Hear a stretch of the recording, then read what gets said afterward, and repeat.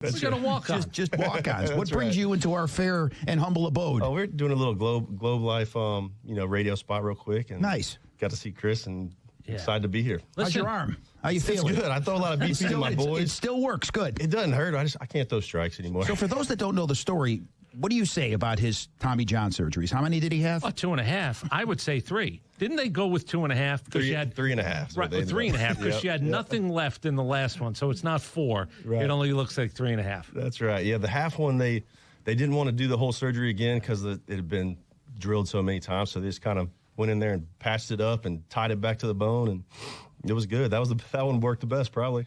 Now, the story is you're actually thinking about coming back. You play catch in the backyard with your wife, right? My dad and my sons, yeah. That's how it all begins when you start thinking about coming back. Yeah, I'd go to the park and throw BP to my sons, and then I'd get a little game of catch going, and I was trying to come back, and then I ended up I broke my ankle in the yard playing with the kids.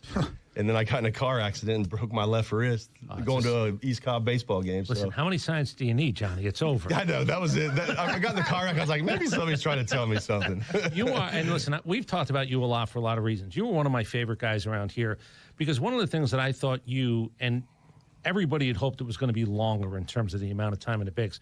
But the pay it forward that you got from Billy Wagner, I know that all of you guys said that is something that you stored away, and any time a younger guy came up to you at that point to ask you, you were available to talk. Yeah, that really stuck with me, being around Billy, and he kind of helped the younger guys to, learn a routine, take care of their arms, take care of their bodies, and just do things the right way. He told me he was a big part of teaching me how to talk to the media. If you have a bad night, you stand at your locker and you answer questions and, take responsibility for what you did. So having him around was something I'll never forget. And you always try to pass that along when you see maybe a young guy that, doesn't have a routine yet or needs a little guidance with anything.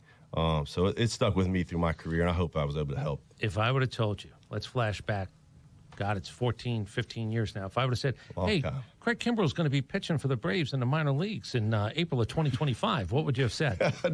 I would have laughed. It's funny. Since he signed back, I've had more people calling me, be like, he needed to come back, and you and Craig could be together. I'm like, I don't think so. Craig's a different animal. I'm so happy for him. I hope he has a successful trip this time with Atlanta, and I love Craig. How bizarre was it for you to come back and get the Comeback Player of the Year award, your second stint with the Braves? I would imagine that's something you would have never foreseen happening. Yeah, it's one of those kind of things, a dubious honor. I got an award. Just win it once.